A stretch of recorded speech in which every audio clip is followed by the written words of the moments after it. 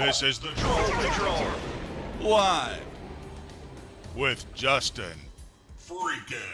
Welcome to the Troll Patrol live, where I asked the Discord if they wanted me to put up the Halloween decorations. Apparently at this time last year, I had the Halloween decorations up. Warlord nixed it, said nope, no Halloween decorations. So you get Halloween decorations on Sunday. Sky Comet, good evening.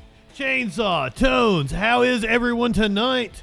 Sky Comet, you're correct. That 6-year-old boy, what was in Illinois? We covered that last night. That dude that stabbed him to death, real piece of shit. The mom recovering in the hospital. I think that might have been the story where I broke my chair. I about fell out of my chair, and it broke my chair. You may ask, Justin, you broke your chair. Yes, I broke my chair. I had to get off of the stream last night and try to figure out how I could repair my chair, and it's impossible. It's impossible because I broke the screw. So the rest of the screw is inside of the hole in the chair. Vader, good evening. Jelly. So unfortunately, Justin can't lean back. Justin can't lean over on this arm. Sparkles always said I sit in chairs with a whole bunch of audacity. White man audacity I sit in chairs with. We're gonna try to get through this really fast tonight because tomorrow looking like it's gonna be a long day. Locobosha, good evening. Noon tomorrow. I've already audacity. I don't think there's anything odd about my ass. Looks like tomorrow. I've got to figure out a way to get the screw out of the hole. I can't, like, it's flush with the hole, so I don't know how I'm going to be able to screw it out. That's my issue. It broke flush with the hole. I tried to take some pliers and screw it out. Can't do it. I asked Curiouser to bring me the chair I used to sit in when I stayed at her apartment, because I didn't. She told me I could have it, but I'd already bought this chair. So I was like, hey, will you bring me that desk chair? She's like, it's in the basement covered in mold. No. Damn. Fuse the screw. I thought about that. I didn't think that a glue would be strong enough to stick to the end of the screw. I thought about asking Puzzle Bitch. Maybe he's got a drill. If he's got a drill and it's got a really small drill bit, I might be able to drill into the screw and then pull it out that way. That's a very good point. I don't think Jim Jordan has the votes. They are bringing it to a, whoa, shit. Sorry, I didn't reset my drops again. That's my bad. They are bringing it to a vote at noon tomorrow. The event is already set up on YouTube if you guys want to go follow it. But I don't know what's going to occur. I don't think Jim Jordan wins. So that's why I'm saying be prepared that we're going to be here like all day tomorrow. Is there going to be another 15 rounds of voting that's going to go on? You're going to hear from Jim Jordan later on in the show. Let me hit you with your meme of the day. You realize you've slept your way to the bottom. That face you make when you realize you've slept your way to the bottom.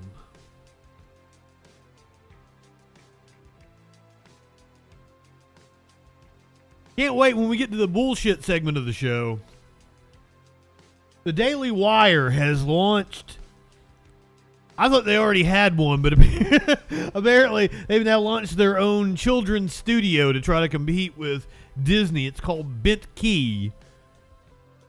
I have no idea why they chose that name. Bent Key is the parent company of the Daily Wire. It's called like Bent Key Ventures. I know because I've applied there before. And I've also had copyright takedowns from the Daily Wire on my YouTube. It always says Bent Key Ventures.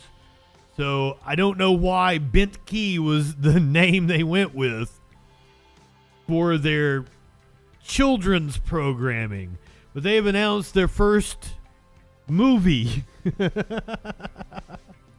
it's starring Brett Cooper. We're going to get to that.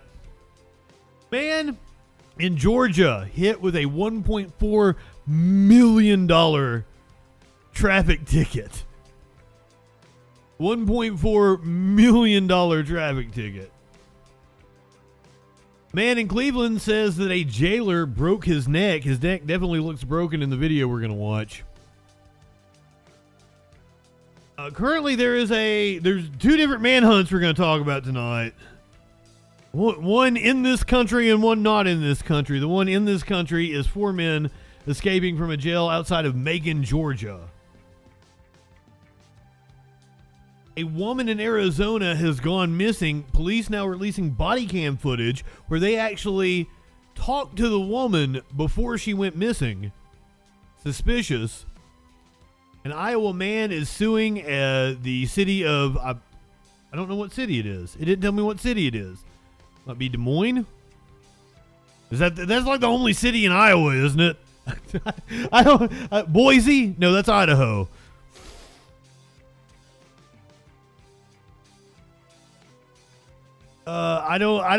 Is there anything in Iowa besides corn and Des Moines?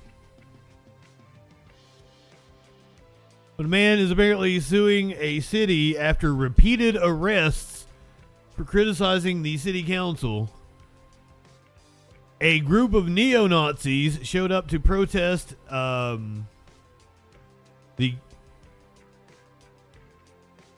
says it's in Arlington. It says protest the governor, Maura Healey. The governor of Virginia is not Maura Healey.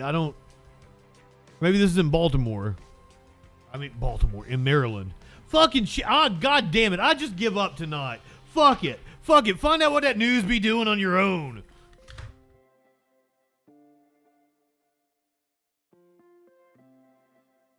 Pulled a Jimmy Fallon, walked off set. Fuck.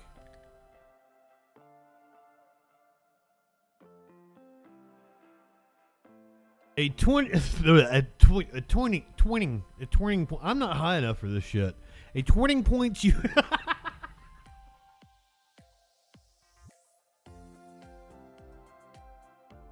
Fuck it. I'm not even going to try to run this shit down anymore. You'll find out when we get there.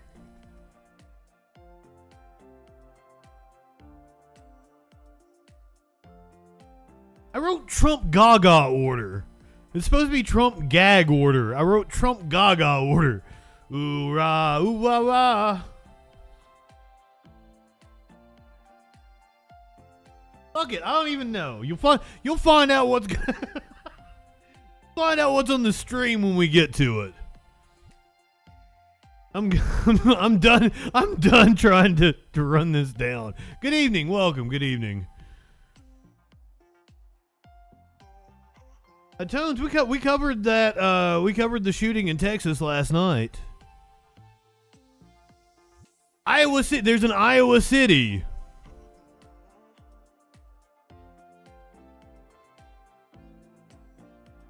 Yeah, we actually saw a fucking video of them running away from the shooting. Richard predicts that Jim Jordan will win in 22 rounds.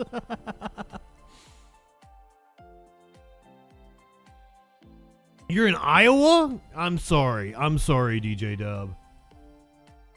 My apologies. Good evening. All that shit that I was just talking about and a lot freaking more tonight on the Troll Patrol Live. As I said, we're going to try to get through this fast tonight. I say that, but I got a hell of a lot of shit. When I'm sitting here putting the show together, I'm like, gotta talk about this. Ooh, can't leave that off.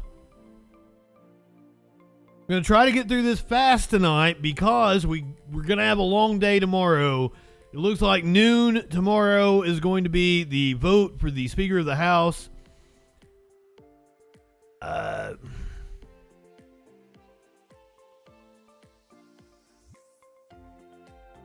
I got to find a new video because apparently this one is unavailable. God damn it.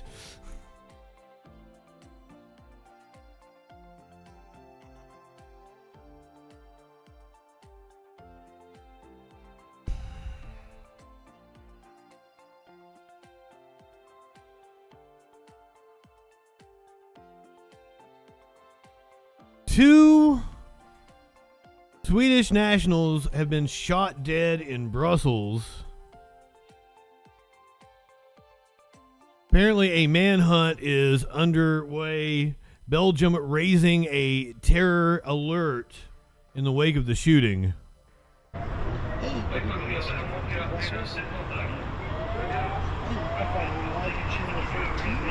I love the way that 2 people dying in Brussels is international news because it doesn't happen that often. But here in the U.S., we got to have like fucking 5 on the body count before it's even worth covering.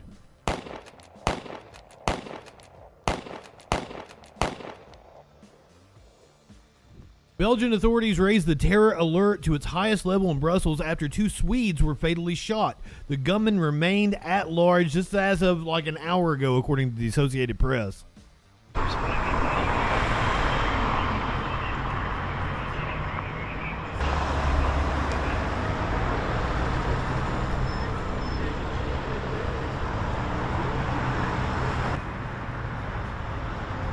They are calling it a terrorist attack. Prime Minister Alexander De Croo suggested the shooting that was 3 miles away from the Belgian-Sweden soccer match was linked to terrorism. Officials said that the top priority was to get thousands of fans safely out of the soccer match at King Baudouin Stadium.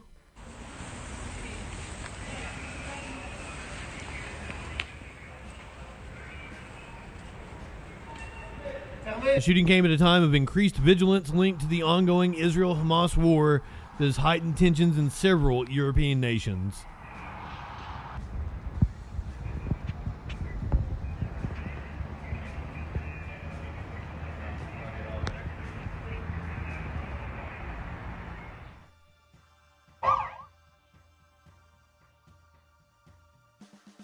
So, wild scene in Brussels, apparently, possibly linked with the violence the Gaza Strip.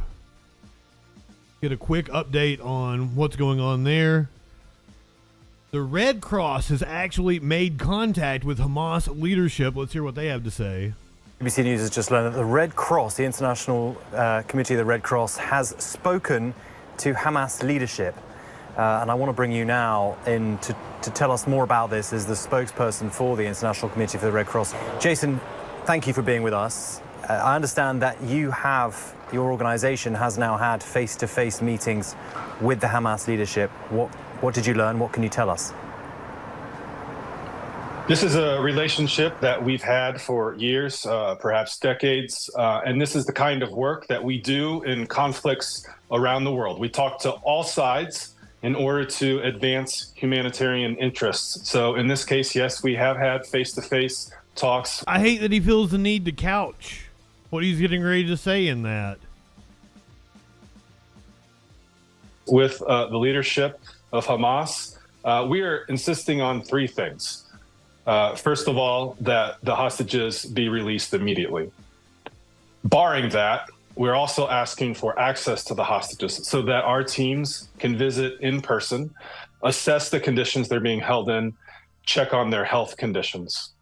And number 3 is we are advocating for communication between the hostages and the family members. This is just an emotional alleviation for all the suffering that the families are going through, that the hostages are going through. A simple message back and forth can bring a world of relief. It's an extremely basic humanitarian initiative that we're advocating be carried out in this situation here.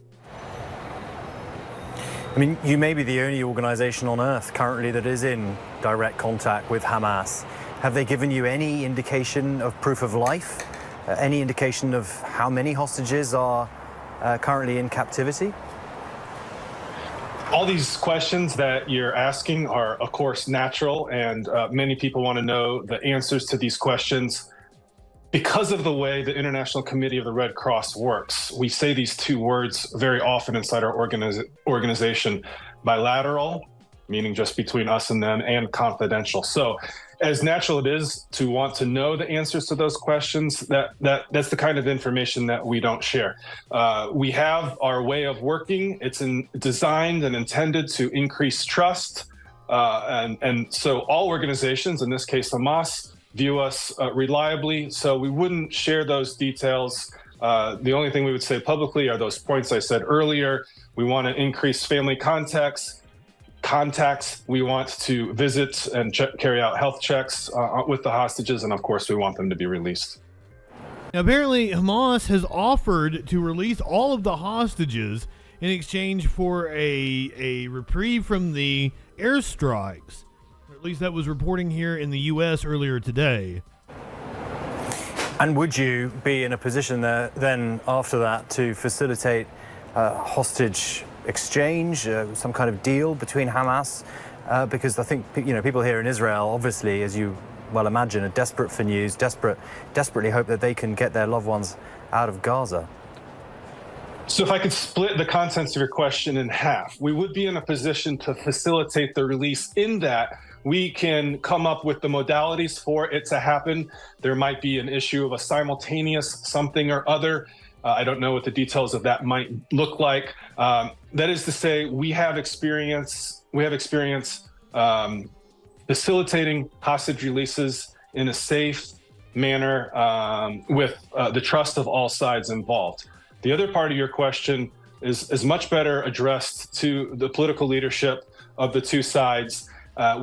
Although we facilitate contacts between family members and we advocate for the good treatment of hostages, we do not get involved in the political negotiations. What might take place, that's not our role at all. We're strictly on the humanitarian side of this equation. I completely understand.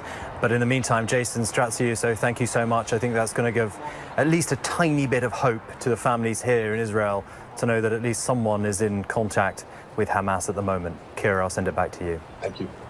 Jason, thanks so much. And James, thanks to you, of course. Coming up, Jim Jordan going for the... Yeah. We're going to talk about Jim Jordan here shortly. Don't worry. You'll get your dose of the man that helped cover up sexual abuse of wrestlers at Ohio State University. A little later on in the show. Before then, let's look at footage of armored vehicles deployed at Ashkelon as the Israeli military continues to build up their forces. Starlight, good evening. We were kind of expecting a ground invasion to come on Friday or Saturday.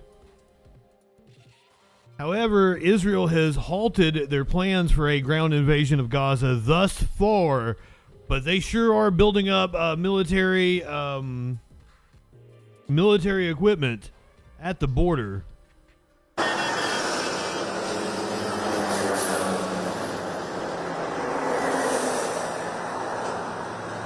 They aren't the only ones.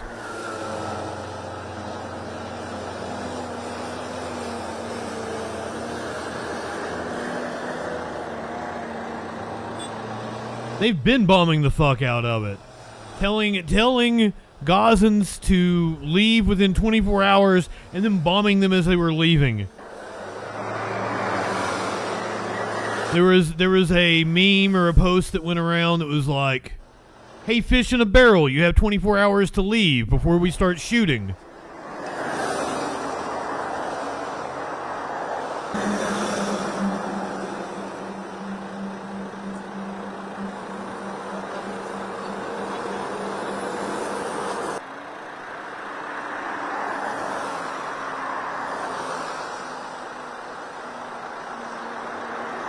This is the IDF massing armed vehicles in Ashkelon, close to the border of the Gaza Strip.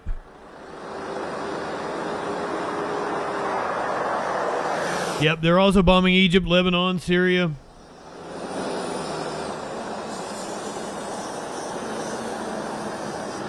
This conflict is getting completely out of hand. But hey, Israel is not the only country apparently preparing for some kind of invasion clinically. Good evening. For some reason, 2,000 U.S. troops have been told to prepare to deploy. What the fuck?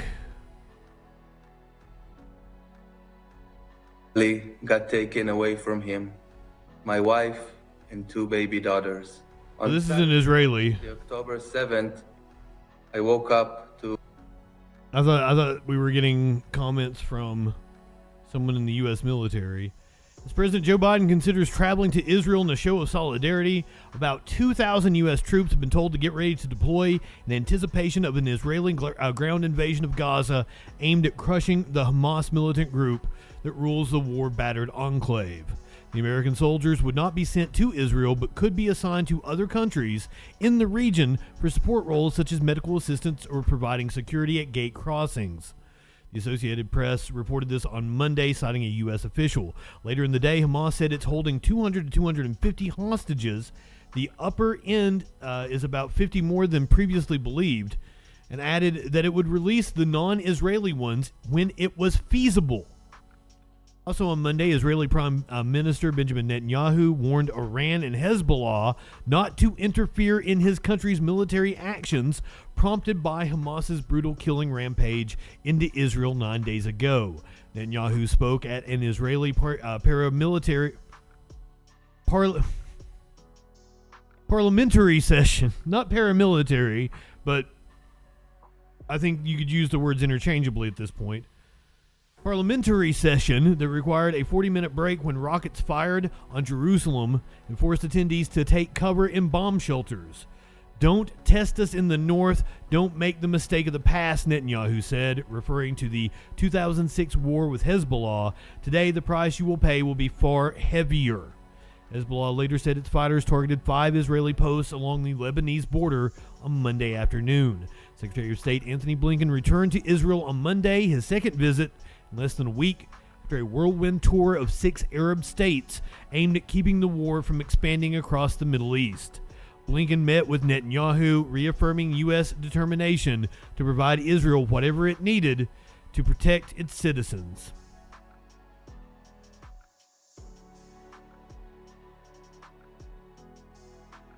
Yes, two different aircraft carriers headed to the Mediterranean.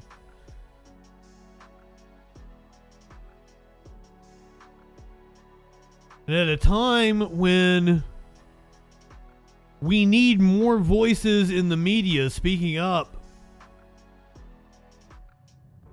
speaking at Snicks, good evening, speaking out and lending a voice to the innocent Palestinians, MSNBC pulling some wild shit, because here's the thing. The 2 best hosts on MSNBC right now are Ali Velshi and Mehdi Hassan. So it's kind of wild that at this moment in time you pull those 2 from your airwaves. What the fuck? The fight over MSNBC's cave-in to Islamophobia. Amid war fever and bigoted violence, we have to combat media cowardice. So I don't know the guy on the left, Iman Molindin.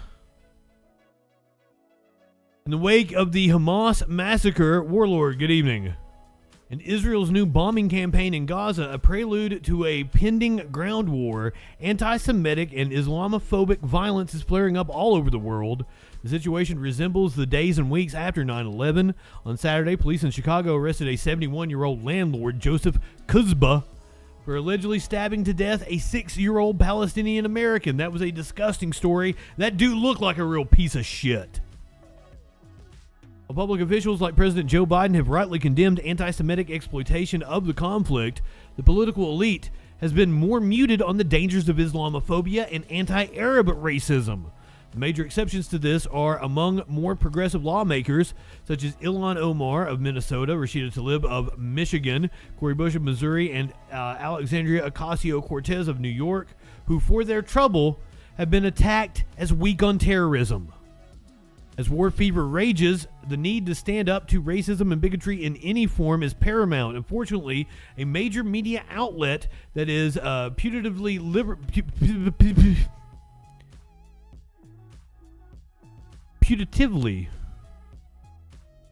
gonna have to look this one up. Whoa, I didn't do that.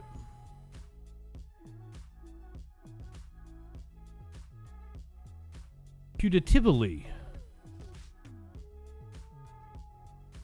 Commonly accepted or supported. Putative. Putative. Not punitive. Putative. Putative. Putative. Commonly accepted or supposed.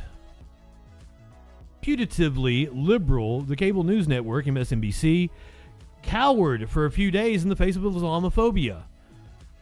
On Friday in Semaphore, Max Tanny reported MSNBC has quietly taken 3 of its Muslim broadcasters out of the anchor's chair since Hamas's attack on Israel last Saturday amid America's wave of sympathy for Israel terror victims.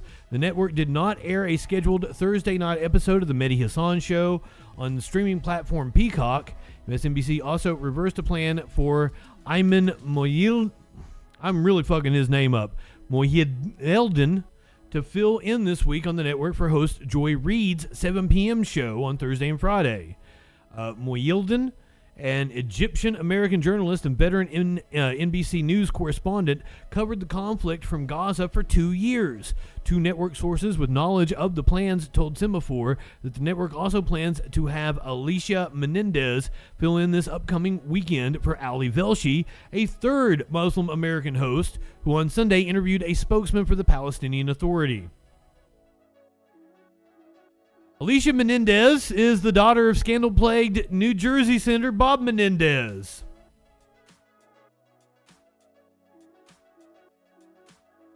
Kenny added, some staff at MSNBC have been concerned by the moves, feeling all 3 hosts have some of the deepest knowledge of the conflict. Hear, hear. Mohadeen. Thank you, Richard. Always appreciate a phonetical spelling. Teddy also documented intense debate, sometimes including incendiary accusations that reporters who called for contextual reporting were guilty of being terrorist apologists. This is according to MSNBC's internal Slack channel. Their vehement rejoinder to Tanny's reporting, MSNBC claimed that the 3 Muslim American hosts were removed only for logistical reasons and that their religion had nothing to do with the decision. One complexity of the story is that the 3 employees continue to appear on MSNBC as reporters and analysts, even as they were sidelined as hosts. Mohadeen. Bullshit indeed.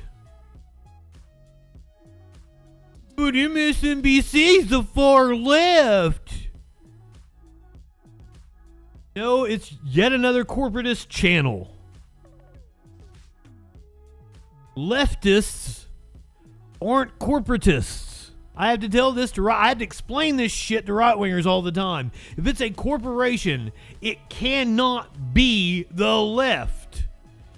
A corporation is antithetical to everything the left stands for. A true far leftist would be advocating for the abolishment of private property. A corporate news channel, at best, might be like center left, totally liberal.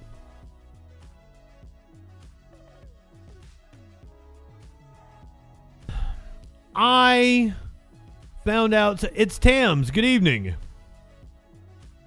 I found out something last night that was kind of disappointing to me. Suzanne Summers was a fan of Trump. Shocking to me, but that class warfare. Mr. Trump weighed into the Gaza-Israeli conflict earlier today, has rejected accepting Gaza refugees and calls for ideological screening of immigrants, wants to expand his policy from his first term, should he win a second term. Former President Trump on Monday vowed to oppose accepting refugees from Gaza and pledged to implement an ideological screening for those entering the United States if he's reelected in 2024. Trump was in Iowa for campaign events on Monday, including a rally in Clive. There we have another city in Iowa, where he addressed the violence playing out in the Middle East in the wake of Hamas terrorist attacks that left more than 1,000 Israelis dead. We aren't bringing in anyone from Gaza or Syria or Somalia or Yemen or Libya or anywhere else that threatens our security, Trump said, according to prepared remarks. Next, we will implement strong ideological screening for all immigrants to the United States. If reelected, Trump said he would seek to bar those who empathize with radical Islamic terrorists and extremists, as well as communists, Marxists, and fascists from gaining residency in the United States. In addition, we will aggressively deport resident aliens with jihadist sympathies. That should be chilling to everyone. Oh, Richard, yeah, that makes sense. If he was in the, what do they call it, crunchy, the granola crunchy crowd.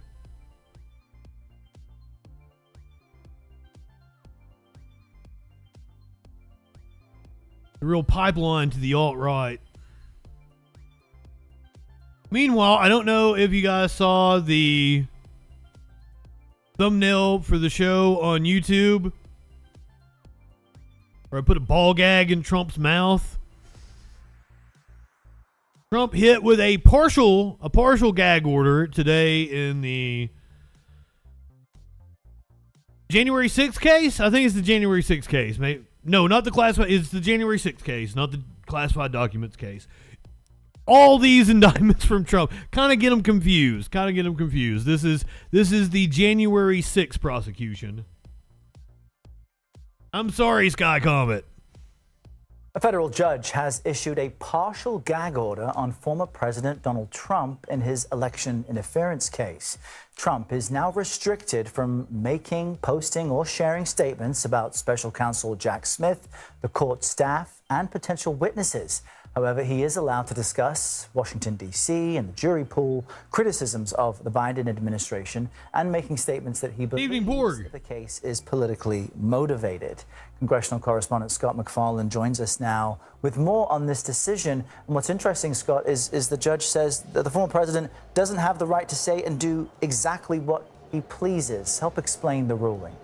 Yeah, because he's a criminal defendant, Errol, the judge says he doesn't have unlimited First Amendment rights. And that really is the foundation of what was a big decision from this judge, and to a degree, a big early victory for the special counsel in this land. That's what I'm asking, Richard. There is no way he doesn't violate the gag order. He's probably already violated it. It was issued, about 1, 2 o'clock today? He's probably already violated it. So is anyone going to be willing to throw him in jail? Hams, my friend, we're not even talking about Biden right now? What the fuck is up with you, dude? Come on, man. Come the fuck on, man. I'm going to assume maybe you're a right winger, welcome in, glad to have you here, but why are you harping on Joe Biden right now?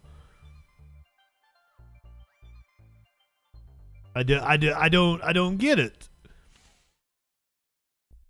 But you know for a fact that Trump is going to violate the gag order, but he also probably wants to be thrown in jail. That would be good for his sycophantic fans. He would try to fundraise off of it for sure. Landmark 2020 election conspiracy case against the former president. Let me actually mention the second reason this is a victory first. The judge says the March 4th, 2024 trial date is going to remain in place. No delays, no waiting until after the campaign or the election. The defense tried to make that argument today. But then in issuing this statement that First Amendment protections yield when it impacts the administration of justice or the safety and well-being of witnesses, she hands down this partial gag order, which is almost exactly what the prosecutors were seeking.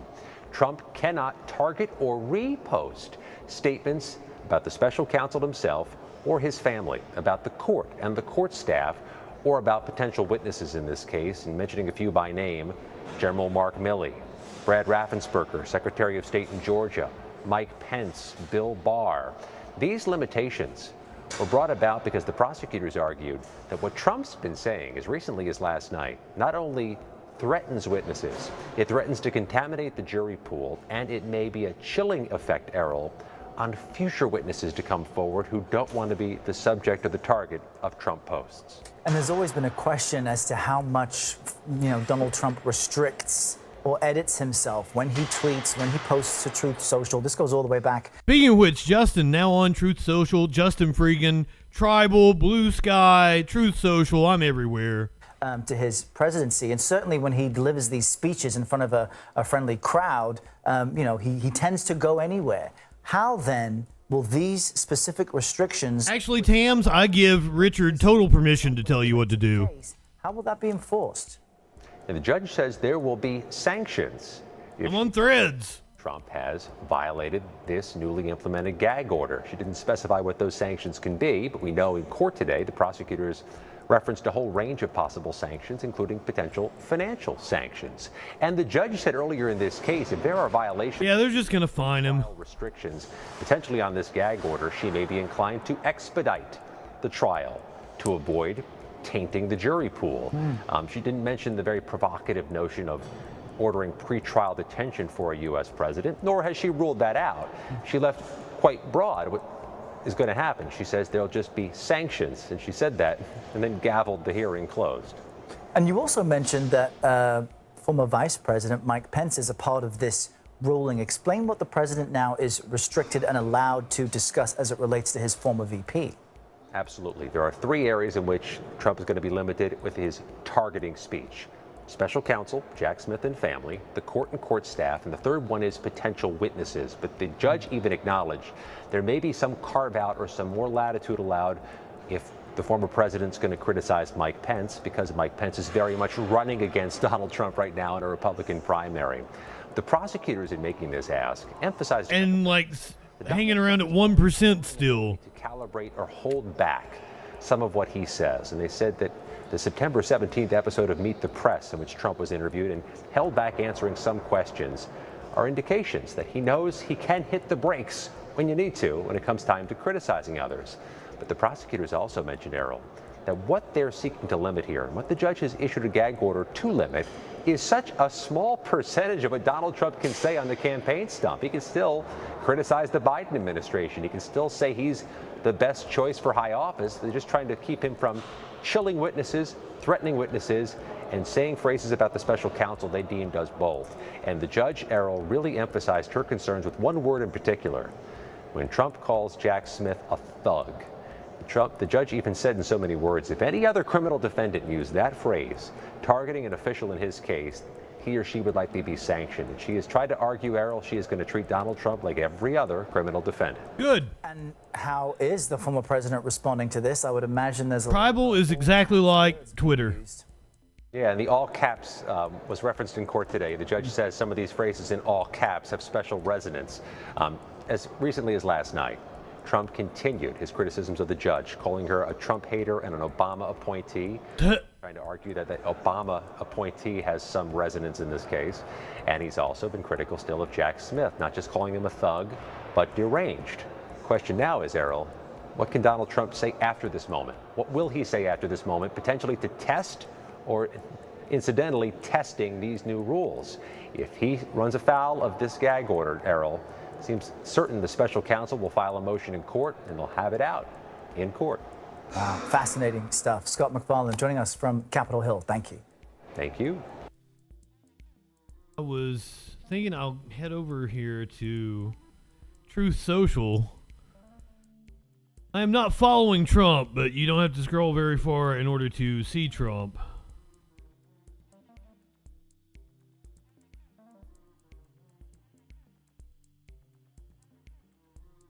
Here is an article I found just a couple posts down, scrolling through Truth.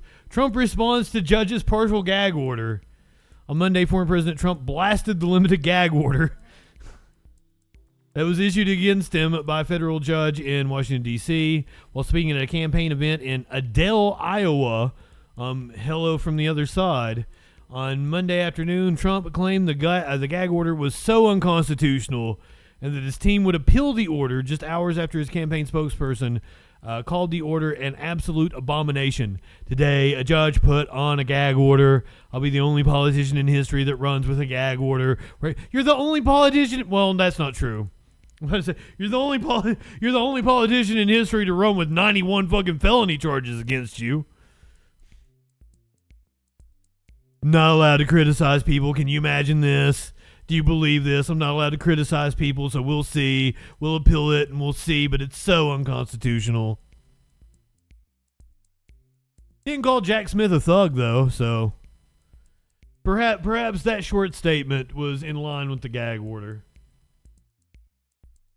Trump campaigning in Iowa, where all the other idiotic Republican candidates are. Oh, no, I'm sorry. This actually happened in New Hampshire. I thought it happened in Iowa. There was a Republican town hall forum in New Hampshire over the weekend. Someone dared to ask a question of Vivek Ramaswamy, and apparently it didn't go so well for him. Mr. Ramaswamy, thank you. You've expressed some illogical and dangerous positions just about everything under the sun, but I will only bring up a few points today. Okay. Just be respectful of everyone, but we'll pick your favorite ones. Thank you. Just a few years ago, we all saw firsthand the disastrous results when a ruthless capitalist, a scam artist, a showman, and a liar with no public service experience became the president of the United States. And yet we are here again. My fellow New Hampshire residents are being manipulated by showmen and Trump wannabes to win our votes. Mr. Ramaswamy, you may be a millionaire, and you may know how to avoid paying taxes by incorporating companies in Bermuda, but let's talk about your lack of job qualifications. You're not qualified to become the principal of my children's school of only 1,000 students. You're not qualified to be the select board of my town with a population of 16,000 people. And you're definitely not qualified to run for the highest office of our nation to govern 330 million Americans. Spewing nonsensical, fast-talking, empty words, interspersed with name-dropping Thomas Jefferson and George Washington, should not be misconstrued as knowledgeable. We Americans should stop thinking that rich men who fund their campaigns and manipulate us into thinking that they're smart or savvy are qualified for the presidency, to receive the codes to launch nuclear weapons, and to become the commander-in-chief of our military forces. Yes, it's coming. Mr. Ramaswamy, if we American voters, thank you, it's coming. We'll let her finish. We'll give her a chance to finish. Thank you. Mr. Ramaswamy, with the question mark, though. Yes. Thank you. Yeah, thank you, you will. If we American voters keep supporting self-promoting showmen who treat the U.S. presidency or vice presidency as an entry-level position, then we, the American people, are to blame for the destruction of our democratic institutions. Please, your thoughts, Don. Thank you. I appreciate that. Before you answer. I want to answer that, yeah. I know you want to answer, and I want you to answer, but everyone, remember, everyone's in here at the same time. You can make your point, but get to the question first. Try to? Okay. And hard questions are welcome. Just end them with the question mark is all I say. So very elegant. I will say, what well do I hear embedded in that question? There's a fundamental skepticism of somebody who comes from outside and take as an entry-level job. That was what was in your question, which I think is a valid criticism. An entry-level job to be the U.S. president. Let me just share with you one of my learnings in this campaign. We have an imperfect system right now, and you all face imperfect choices in that system. We were talking about this backstage. What was the number one learning for me? This is a super PAC puppet game. It's my number one learning coming in from the outside. You're told that candidates actually run campaigns that you fund by giving $35 contributions? Nonsense. The system is funded by not multimillionaires, multi-billionaires who use politicians in both parties, Democrat and Republican Party, as their puppets. The super PACs are a cancer on our system. He's correct on that. If you want to break that system, and I'll tell you, it's a law of nature. It's like a law of physics. As the sun rises... If you want to break that system, we need a constitutional amendment banning money in politics and overturning Citizen United. In the East and sets in the West, every politician dances to the tune of their biggest donor. It's just a fact. Now, in my case, it is true that biggest donor is me. Now, do I want a system in which only people who have had the level of success that I've had in the world of business and the American dream are the ones who are able to run for president? No. I But sure is that shit don't. better than a system where it's somebody else's billionaire puppet that's on that debate stage that actually is just uttering words handed to them by a billionaire-provided super PAC? Yes, I think that's better. I don't blame you, And I think Snicks. if we're going to address the corruption in Washington, D.C., the corruption of people, and there are other candidates in this race that fit this description, making millions of dollars off of connections in government service, afterwards, lobbying in a career using government connections. This is corruption that exists in both parties. Then yes, I do think it will take an outsider to that system coming in to break that system. One of the things that I think we need to stop apologizing for in this country is the power of capitalism. I have succeeded. Oh, fuck off. And I will not feign having government experience that I don't have. But the people who do have government experience, in some ways, got us into the mess that we're in today. So I think we live in a moment where it will take an outsider. Someone who comes from the outside, ideally even someone who comes from the next generation, to reach the next generation of whom we have so many in this room today. There's a lot of truth to what he's saying. He's just missing the point, like all right-wingers always do. No, we need more capitalism.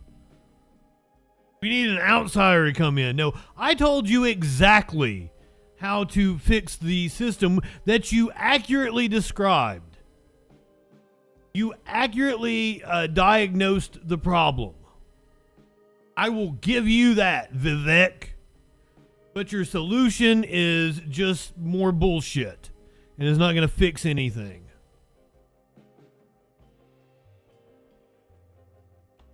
Mad props to that woman. I know she was. I knew she was going to take flack for taking so long to get to her question, but she spoke very eloquently, and she properly diagnosed the problem with Vivek Ramaswamy.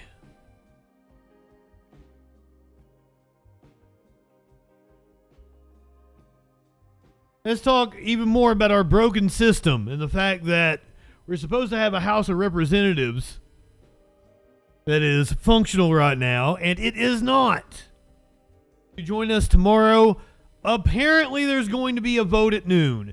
I wouldn't doubt that that gets delayed, that it doesn't even happen tomorrow, but I have the YouTube event set up already. Supposedly we are getting a vote tomorrow on the House floor for Speaker of the House. It's now been, has it been a week? Has it been a week since we had it? It was Wednesday with the motion to vacate, right? So almost a week. We've had a Speaker of the House. Jim Jordan says floor vote tomorrow at noon. Some great numbers. We do all kinds of great work. So that was really big. So I feel real good about the momentum we have, and I think we're real close. So the vote's going to be tomorrow. Will you go to the floor even if you don't have 270 We're going to the floor tomorrow. tomorrow? That's how our great system works, and we will go to the floor tomorrow. It's not about pressuring anybody. It's just about we got to have a speaker. You can't open the House and do the work of the American people and help our dearest and closest friend Israel if you don't have a speaker. So we get the speaker. We get the House open, and we get to work on the resolution and supplemental for Israel, and we get back to work for the American people. And that's what I'm committed to doing, and I think it's going to happen tomorrow. Because you had said before you wanted 217 first. Well, I do think that's ideal, but as one of my colleagues in the room, I don't know if there's any way to ever get that in the room. I would love that, but I think the only way to do this, the way the founders intended, is you have the vote tomorrow. We've set it for 12 o'clock, and I feel real good about it. Will you have more than one ballot if you don't get to 217? We're going to let the speaker tomorrow. That's what I think is going to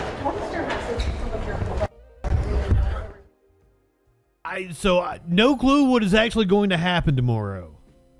We are in uncharted territory in this country.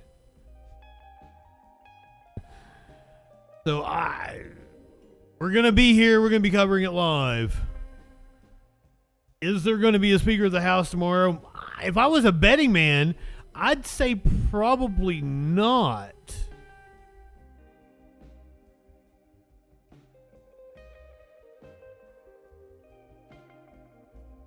But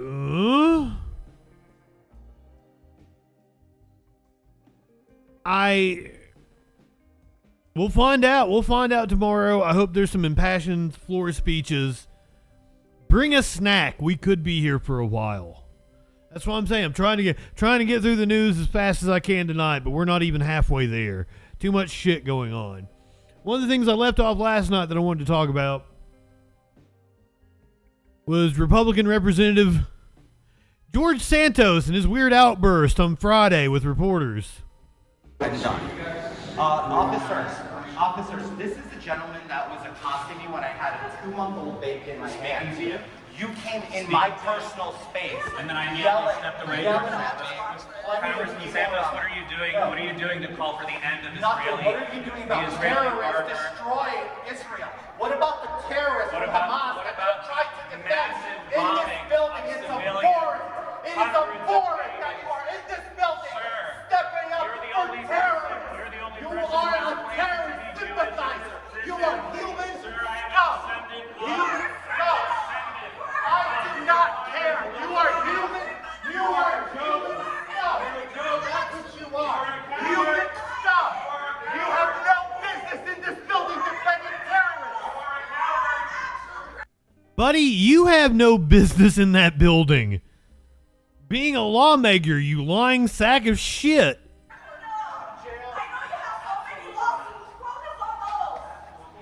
The fact that we have terrorist sympathizers in this building is unacceptable.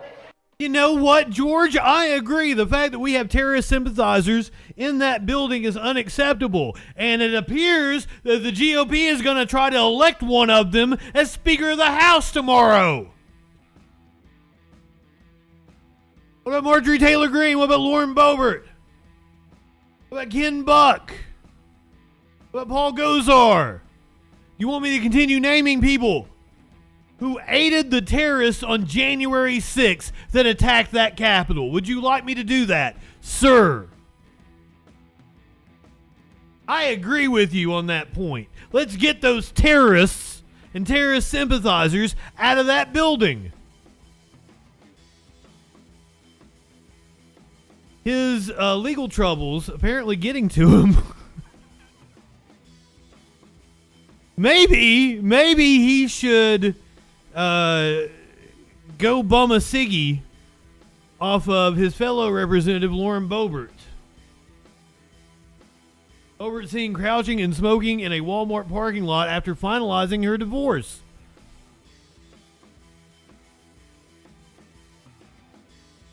Where's the picture? So this is her and her ex-husband. God damn it, Daily Mail.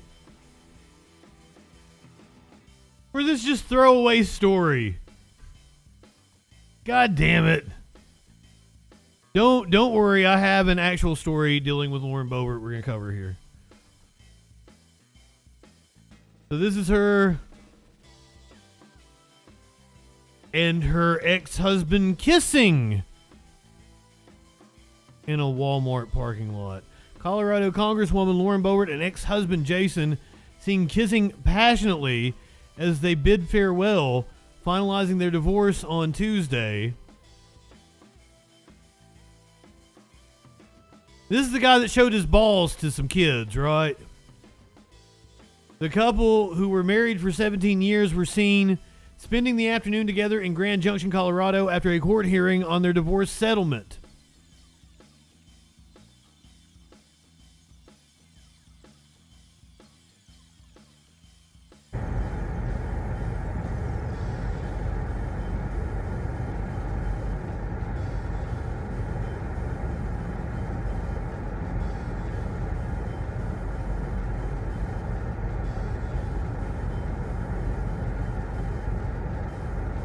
You think they had a farewell fuck as well?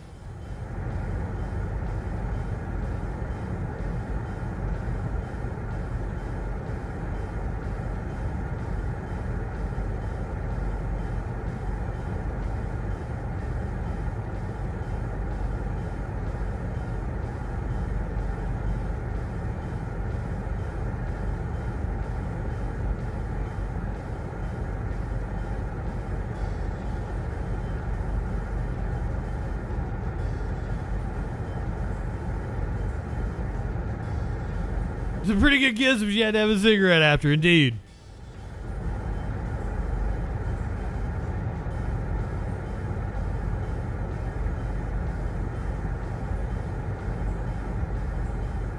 That doesn't seem like two people who just got divorced.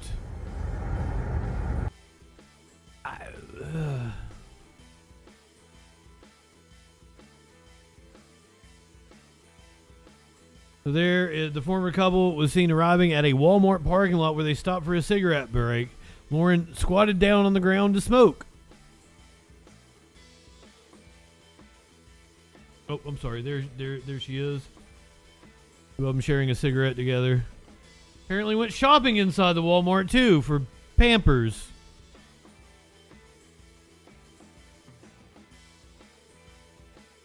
Huh.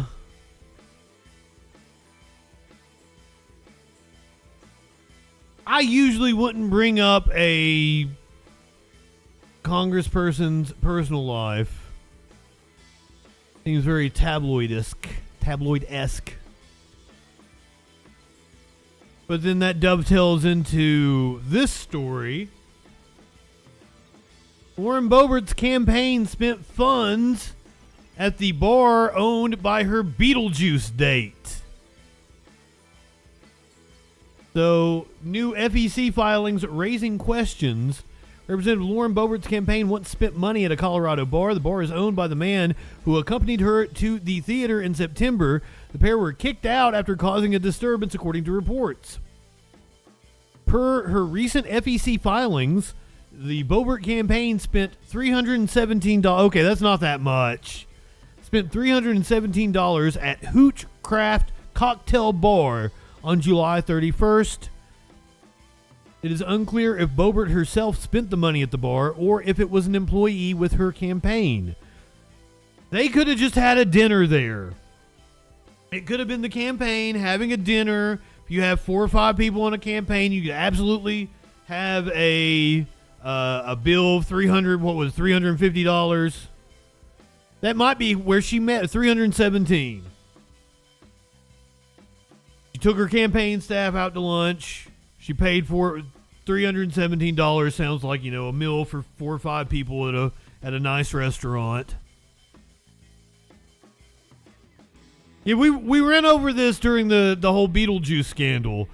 Hooch Craft Cocktail Bar seems weird to me because isn't that an oxymoron? Isn't hooch the opposite of a craft cocktail? Fair enough, clinically. I know that, like, last time Curious and I went out, it was like $60, $70 for our lunch. So 4 or 5 people, you can easily run up a $300 tab. Damn inflation. So I like the story with Pritzker we did last night. This is a non-story to me. I really wanted to be like, aha, Lauren Boebert, but like, this seems like there's no story there.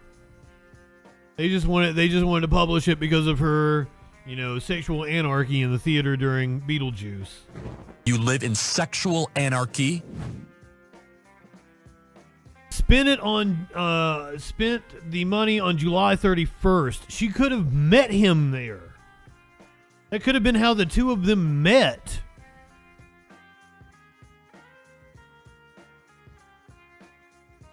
So this wasn't a story. I'm sorry for showing you guys this. We've got way more important things to do.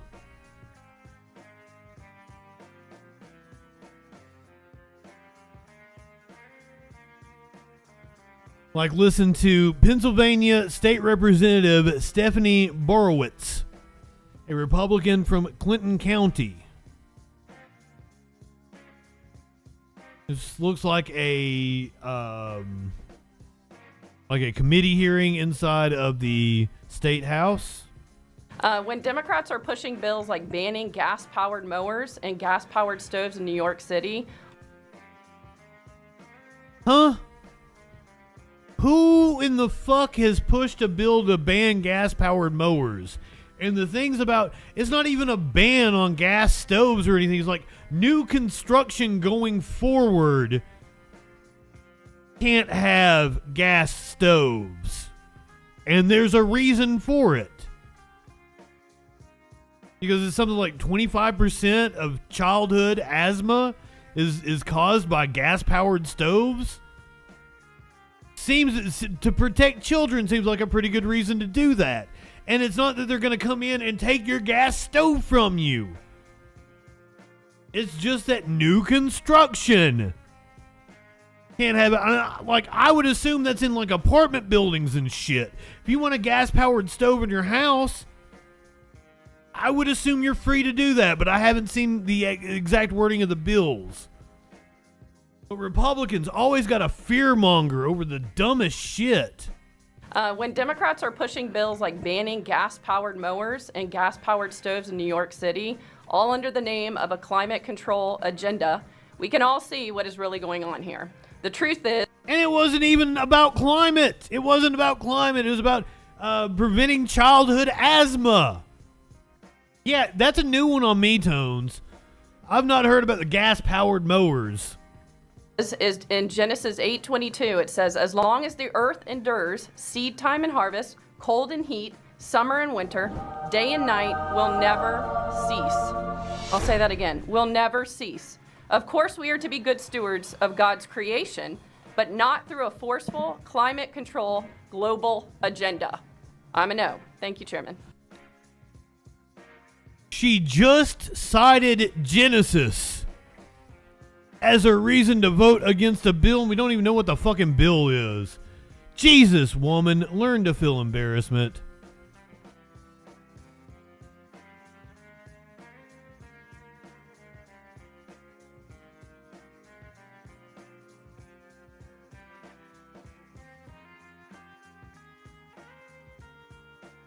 Yeah, and you definitely can't take Genesis literal.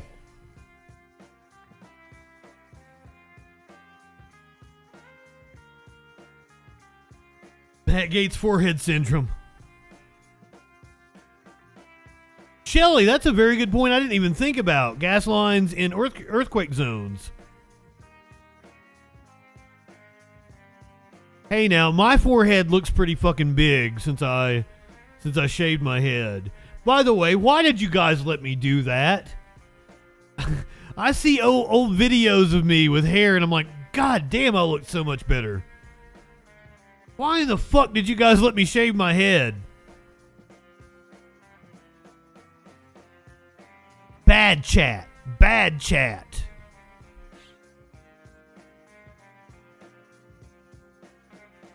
Fair enough. I was going to do it anyway. I felt like my scalp was not in the best condition and that if I could moisturize it and shit. Well, you say that, Sky Comet. Not a lot there to grow back, to be honest with you. Growing back nicely, though.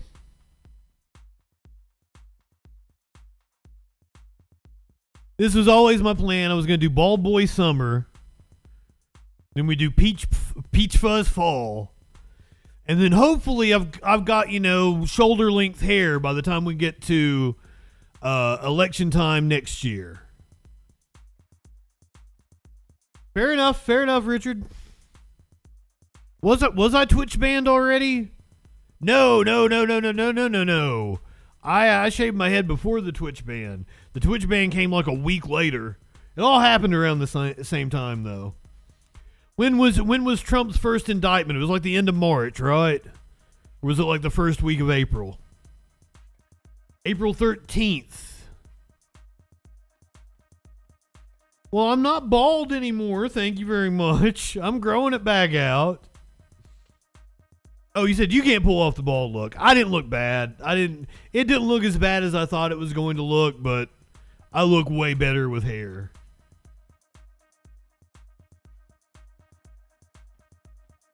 Let's go to Arizona State University.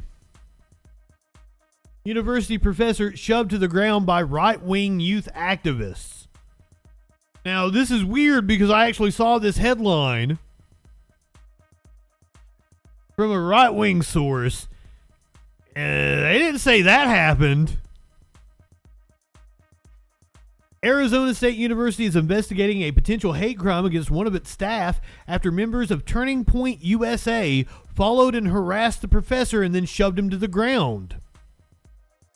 Video footage posted by Turning Point, a right-wing youth organization known for its aggressive tactics, shows a cameraman and another person questioning David Boyles, an English instructor and the co-founder of Drag Story Hour Arizona. This was last Wednesday after Boyles taught a class on LGBTQ+ youth in pop culture and politics. TPUSA, of course, framing it completely different. Professor assaults TPUSA cameraman caught on video. See, that was the headline I saw. Our TPUSA Frontlines reporter tried to ask self-professed sex education obsessed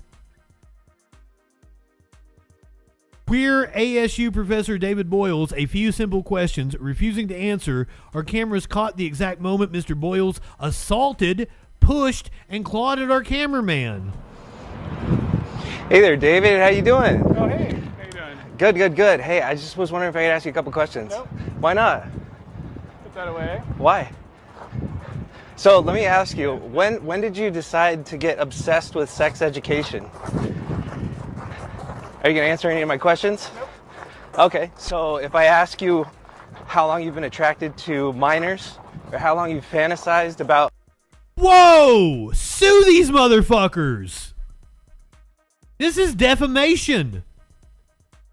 Minors having sex with adults and why you write about it in children's books. What are you going to tell me? Nothing? What are you going to do? David, you can't run. It's best if you just talk to me about why you want to push sodomy onto young people. That's the best thing to do, is just have a conversation. Okay, he is pushed up against him. You are harassing this guy. Right? You said that, right? Like, I'm obsessed with sex education. You said that? Yes or no? No? Huh? Why do you feel like children need to be exposed to drag? Why is that something that children should be exposed to? And why do you feel that drag queens benefit from children being present at drag shows where they shake their genitals and their fake breasts? Also, I was taking a look at your Substack, and it seems like you really, really hate Americans. Like, you just are disgusted with Americans in this country. And it's funny because you would like to see a different America exist where little boys are sodomized by people like you, right? Hey! Pushes the camera. Oh, so they cut it off.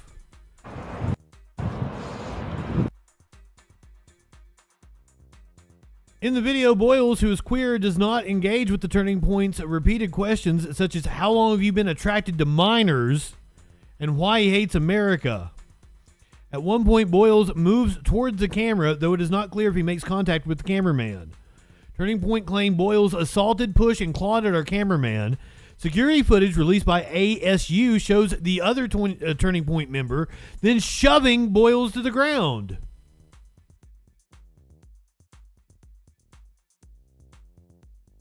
So you're seeing right here.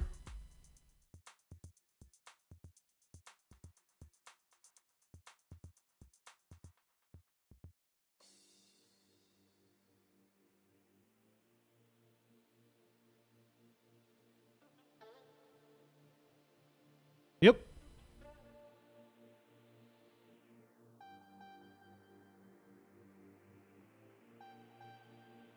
They instigated it.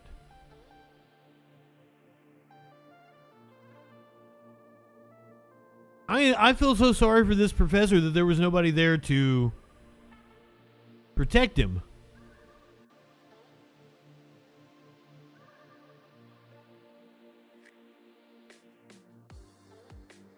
Yeah, he pushed the camera was up in his face. They were asking incendiary questions. Boyles posted a picture on social media showing his bloodied face and said he tried to block the cameraman because he knew they would post the video online to inspire even more harassment against him. Of course. I'm sorry this happened to you. He posted yesterday afternoon, October 11th, which also happened to be National Coming Out Day. I just finished teaching my LGBTQ plus youth in pop culture and politics class and was leaving my classroom when I was confronted by two right-wing fascists, and that's exactly what they are, doing citizen journalist cosplay. One filmed on his phone while the other shouted horrible and incendiary things at me, repeating standard right-wing nonsense about Drag Story Hour and also accusing me personally of pedophilia and hating America. Knowing that they were filming in order to post this online inspire even more harassment against me, I moved to block the camera. When I did so, the other one jumped me from behind, slamming me to the pavement and causing the injuries you see above. They then ran off like the cowardly pieces of shit that they are. My physical injuries are relatively minor and I'm doing okay, but I'm also feeling angry, violated, embarrassed, and despairing at the fact that we have come to normalize this kind of harassment and violence against anyone who tries to support LGBTQ plus youth. Ironically, the topic of the class I had just finished teaching, or just LGBTQ plus people and other marginalized groups in general. Whether it is bomb threats against children's hospitals and libraries, a store owner being killed for her pride flag, or the now standard rhetoric that anyone who supports LGBTQ plus youth is a groomer. It has to stop. The first thing we can do to stop it is to stop coddling these fucking terrorists. Call them what they are. If you have family members who support this shit and vote for politicians who use this rhetoric, cut them off. These people should be shunned from society, and if you don't understand that, I have nothing more to say to you.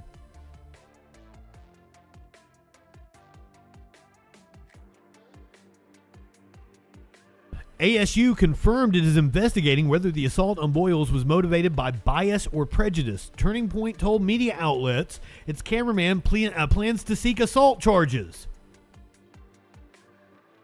They're the ones harassing this professor.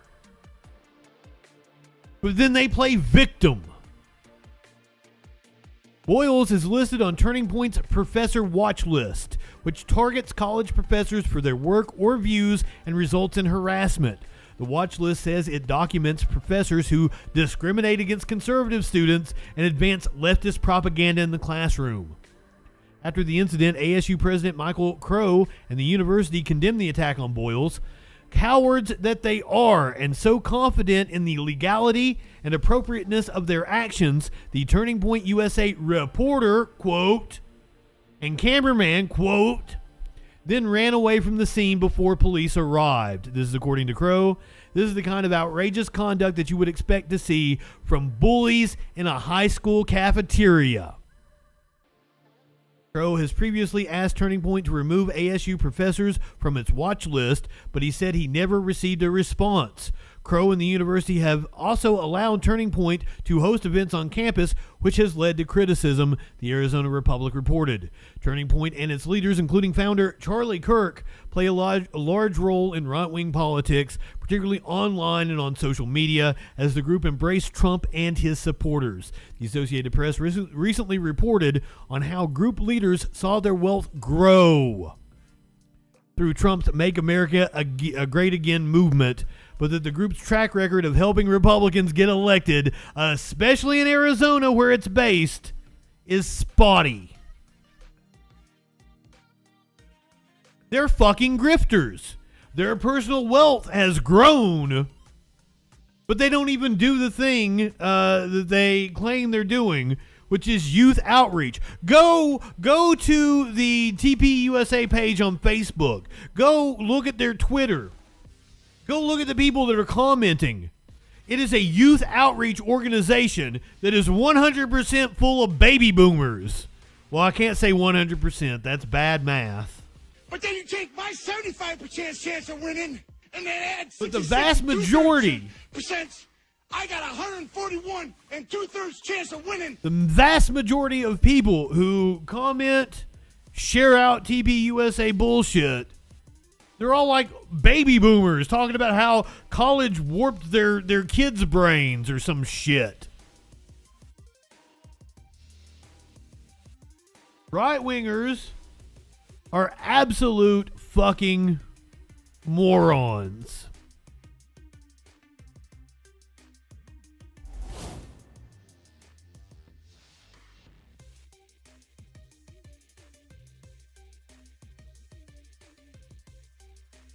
TPUSA, one step short of being a fucking Nazi outlet, if you ask me.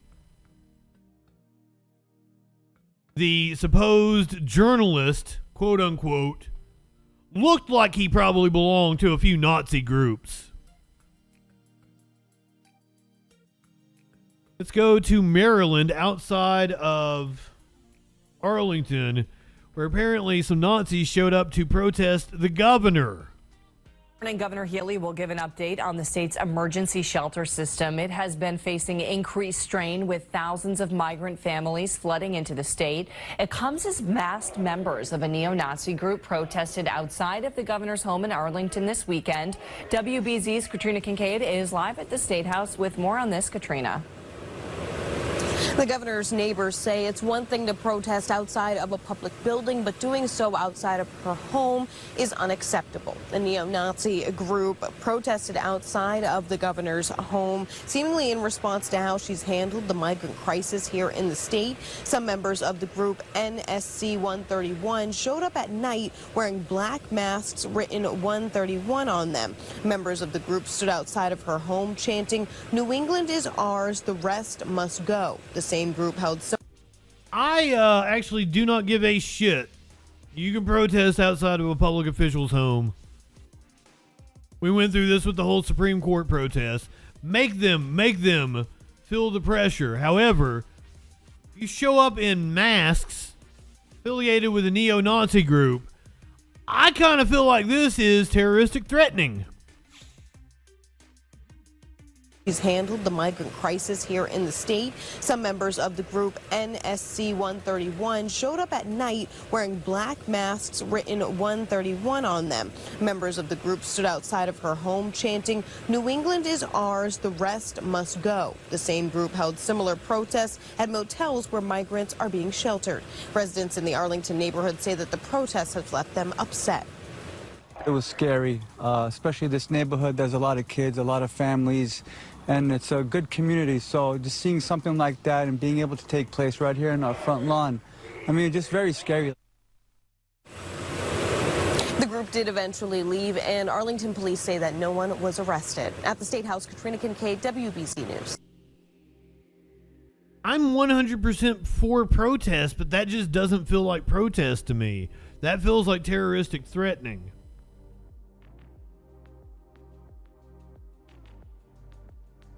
I don't know if you could argue that in court, though. The courts, rightfully so, can decide with the First Amendment, as they should.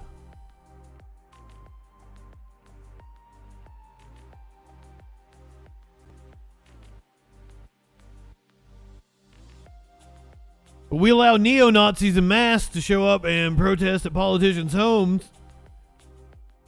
Apparently, if you go to a city council meeting and criticize the government too much, you will get arrested. Iowa man sues city after repeated arrests for criticizing the police at city council meetings. Interesting. During the public commentary period of a city council meeting, Noah Peterson was critical of his hometown police department and urged officials to defund them. Based.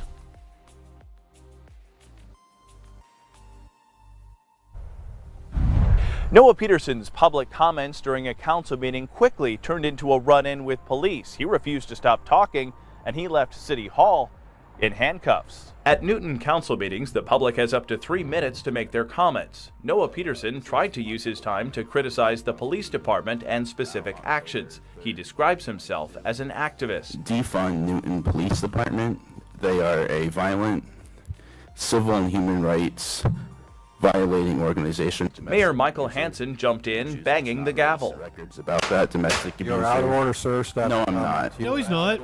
As I was saying, Chief, The back and forth continued until Peterson was ordered to be removed. Chief, escort this gentleman out of the chambers. As I was saying, reallocate funds from policing to actually help people with... Chief, escort this gentleman from the chambers. Don't touch me. Get your hands off me. Let's go.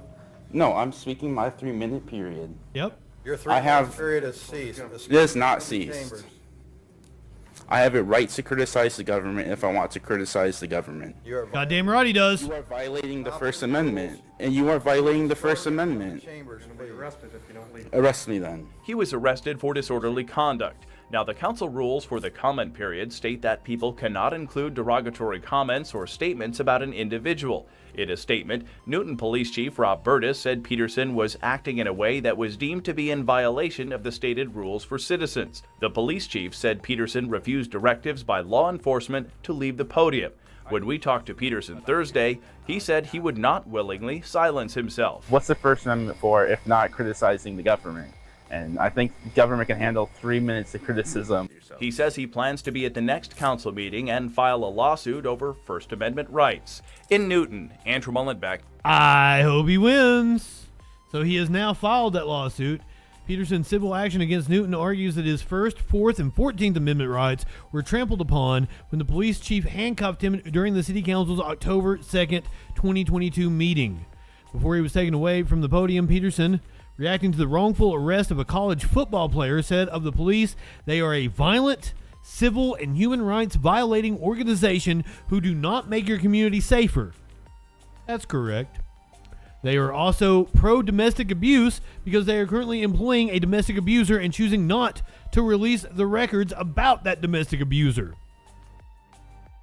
Oh, I guess that was the comment that was derogatory towards a person. Peterson's lawsuit alleges that the mayor and the police chief had Noah arrested, jailed, strip-searched, and criminally prosecuted simply because they didn't like what Noah had to say. This suit is filed to vindicate the fundamental right to criticize the government without fear of retaliation and to ensure the constitutional accountability of all government officials.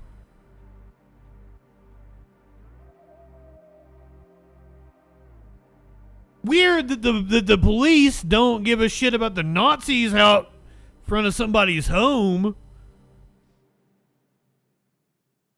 But criticize the cops and you'll get taken away in handcuffs.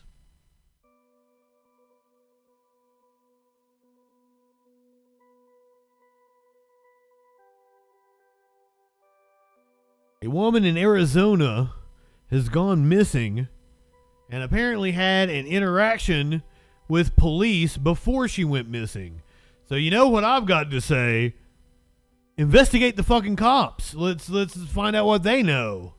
Hello.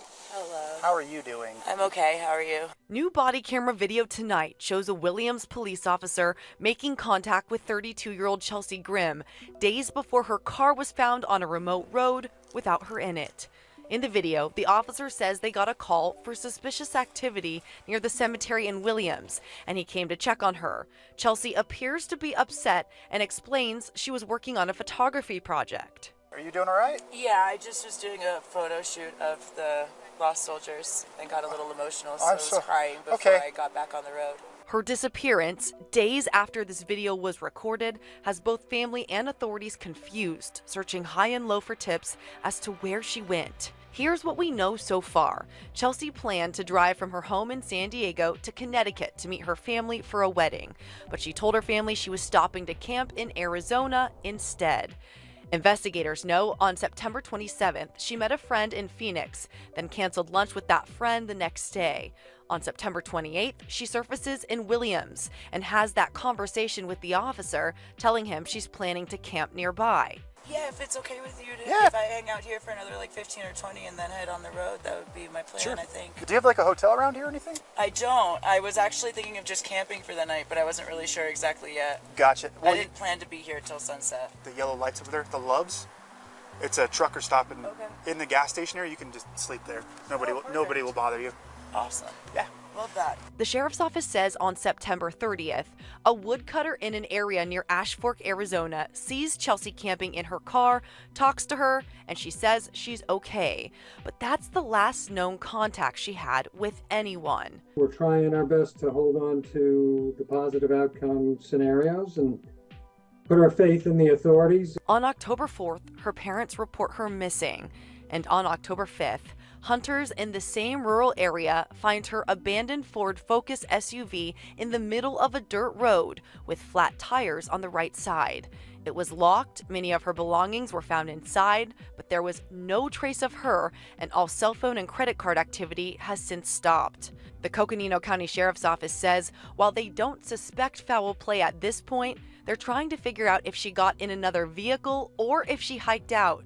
Either way, by the time they began investigating her disappearance, it had already been 5 days since the last time anyone saw her alive. The sheriff's office tells me they're actively working with her family and friends on any tips and leads. She also has a pet bearded dragon that is a good identifying factor and possible clue to her whereabouts if it's found. Of course, if you have any information about Chelsea Grimm, please call the Coconino County Sheriff's Office, and we'll also be staying on top of this investigation. Live in the newsroom tonight, Brianna Whitney for Arizona's Family. So strange that her vehicle was found with everything inside, but the tires flat, and it just doesn't add up. Brianna, thank you. I know you'll continue to update us on that. And apparently the bearded dragon is with her, like they... Huh. Well, this is wild.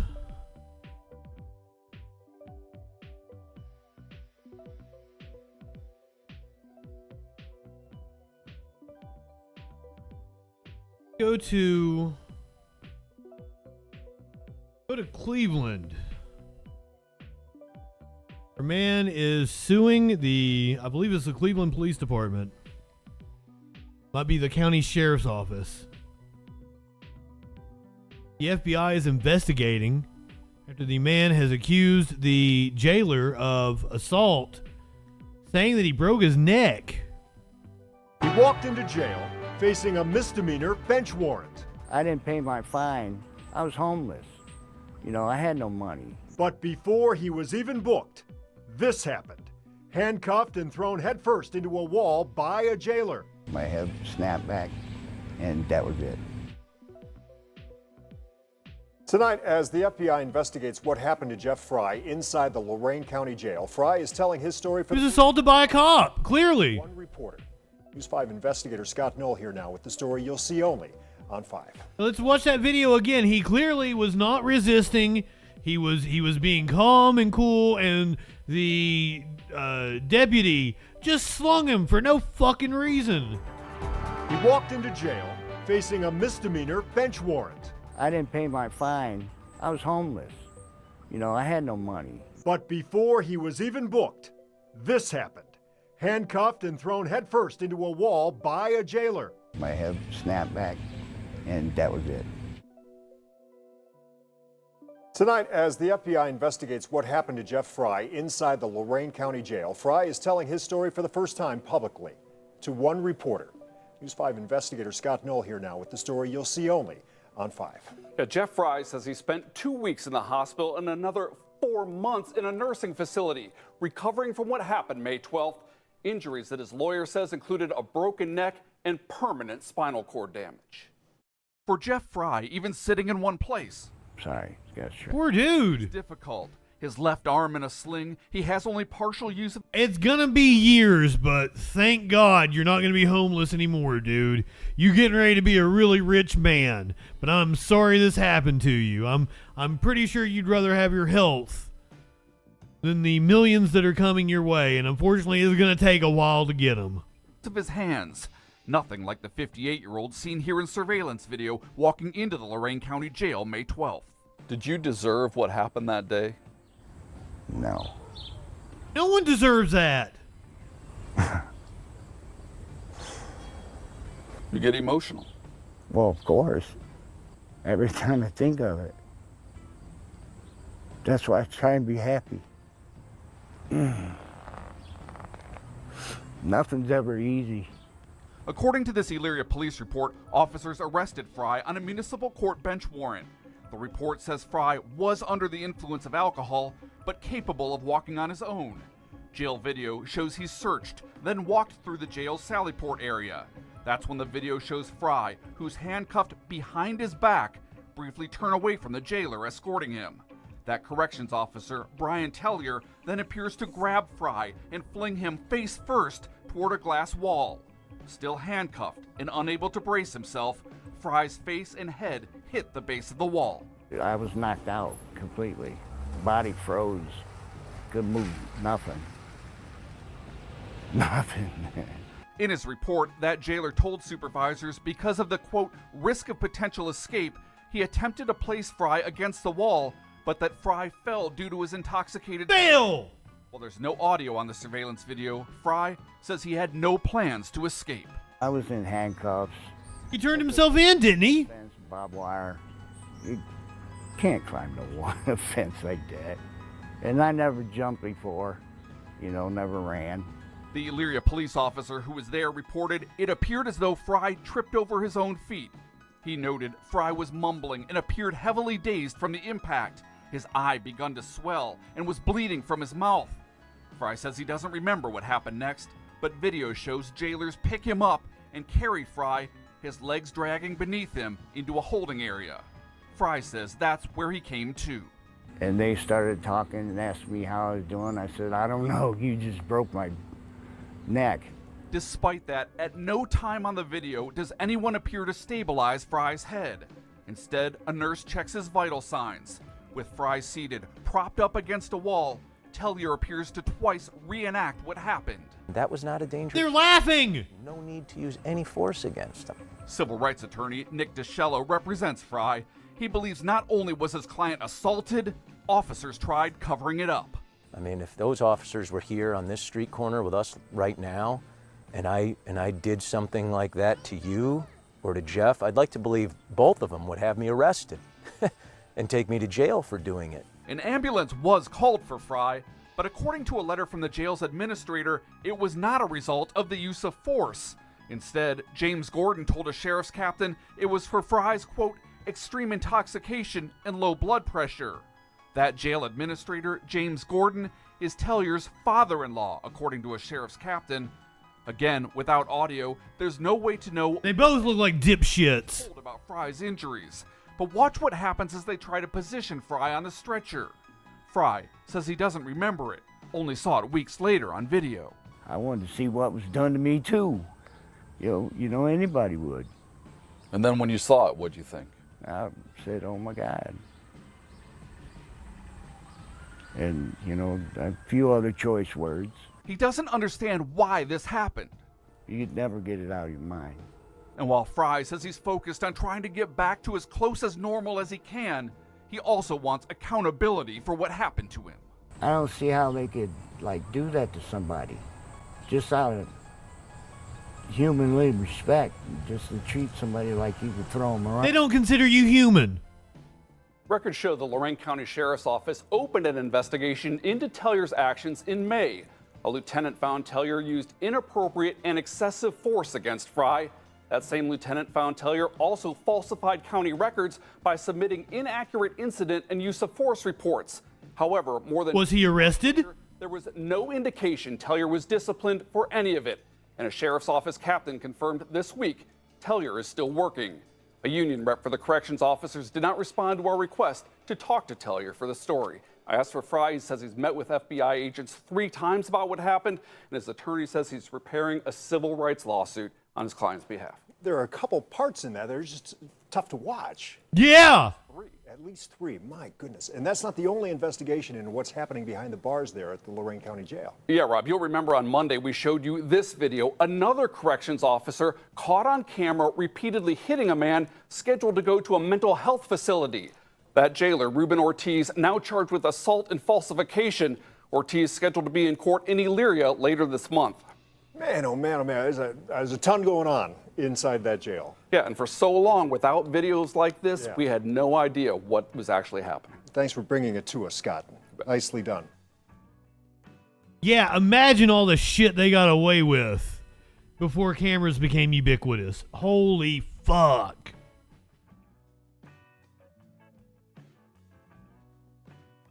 I wouldn't blame somebody for wanting to escape from jail, given the shit we've just gone over.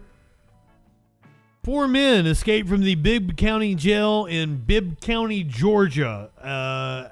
As of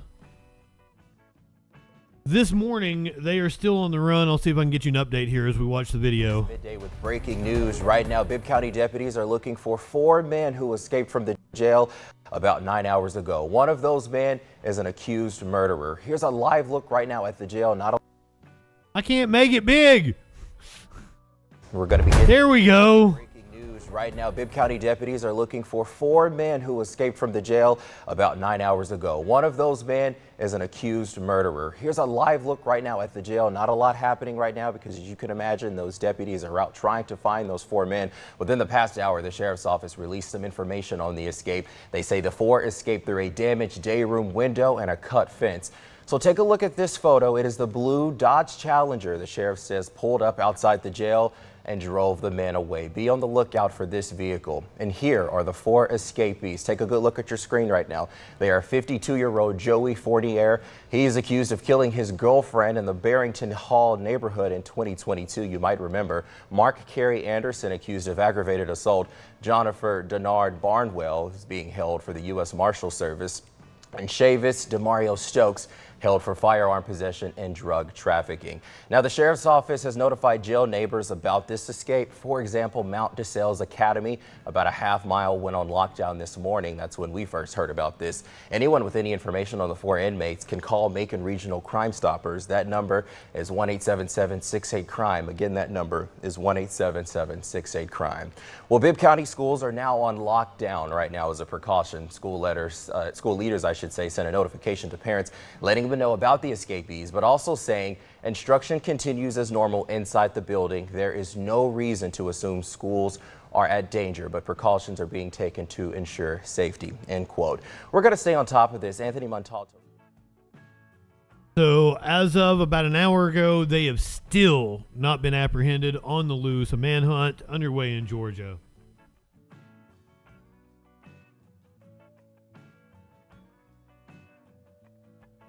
Let's keep it in Georgia, where a man was hit with a $1.4 million ticket for speeding.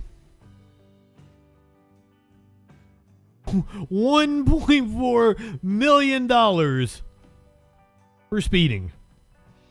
I mean, I can't imagine that somebody would have to pay $1.4 million for not showing up for a speeding ticket. Connor Cato was driving home on September 2nd when he was pulled over by Georgia State Patrol for driving 90 in a 55-mile-per-hour zone.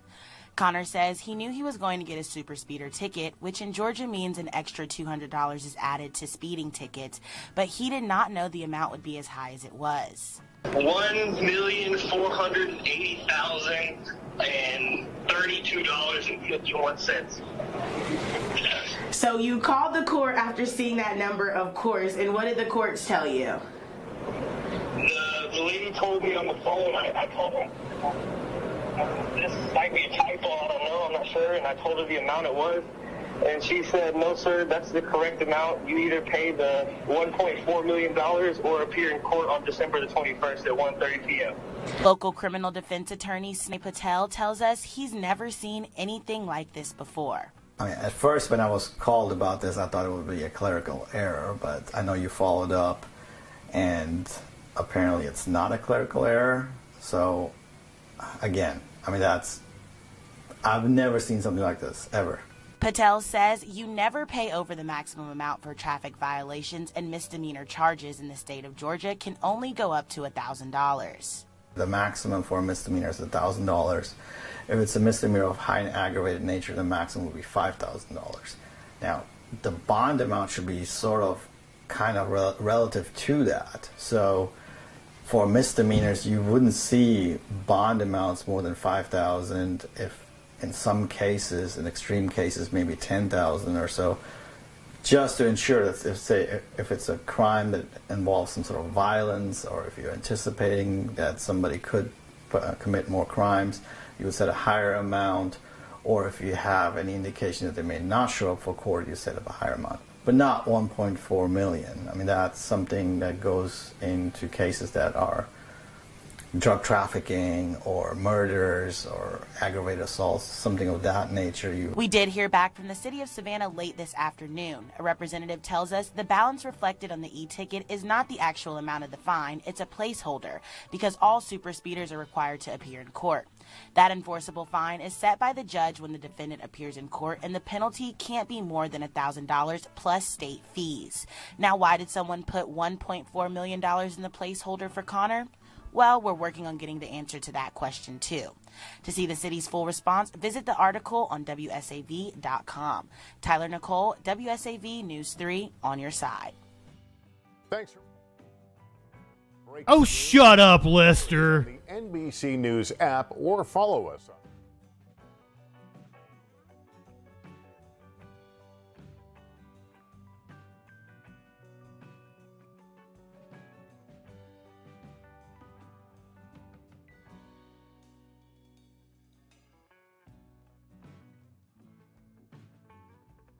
Just absurd.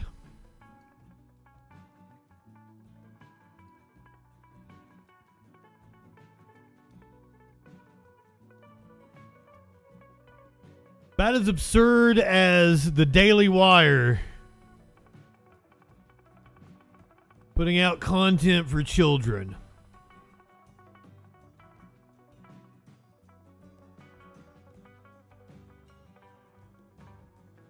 The Daily Wire announcing today they are launching Bent Key, their new service to provide content for children. I'm not joking. Hi, you made it. Oh, hello. Wanna play?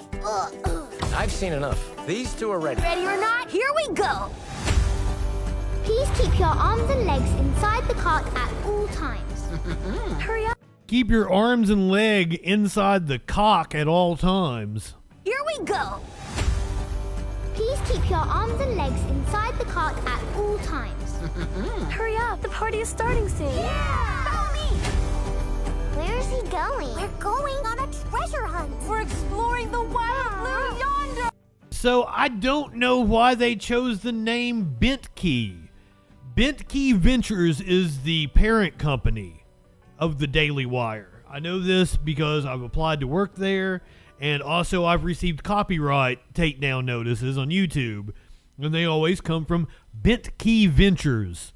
That's the name of the parent company that runs the Daily Wire. So why their children's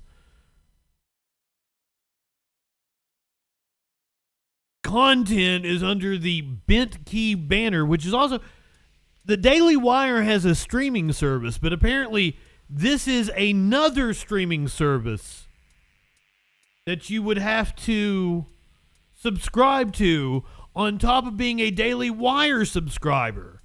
Seems like a really bad business venture to me, but also I don't think the Daily Wire is actually in it to make money. It's chiller time.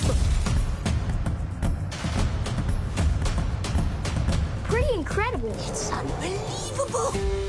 Whether big or little, little or big, we all have fabulous adventures together. Wow! It's time to head off for adventure. Look around you. All we need is the bit of music. Drum solo.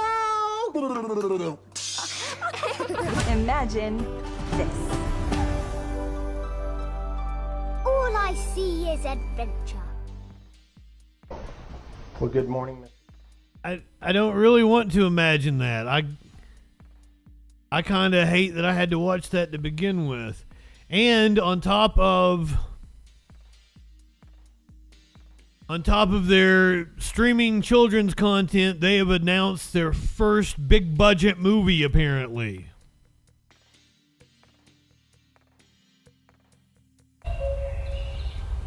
Once upon a time, in time a prince would come. Once upon a time, but now that time is gone.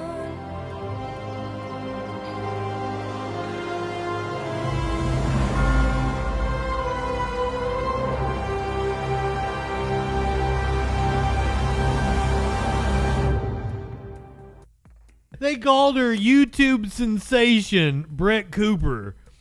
I'm like, YouTube sensation? Really? Come the fuck on. Ew. I'm all about companies wanting to shit all over Disney and their supposed intellectual property. Now this is a Grimm's fairy tale story. Disney owns the right to their Snow White version. It's kind of like the whole Winnie the Pooh thing. We did the story about the horror movie Winnie the Pooh last night.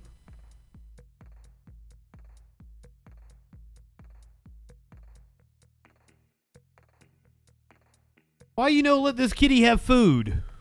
The kitty really wants a bite. He looks very upset.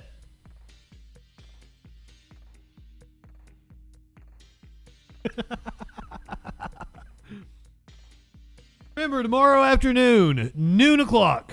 I guess not. That's not afternoon, is it? It's at noon. Been tripping all over myself tonight. I'm sorry. Noon tomorrow. We're apparently going to get a vote for Speaker of the House. I'm still skeptical that it ever even occurs. But supposedly we're going to the floor tomorrow at noon for a vote for Speaker of the House.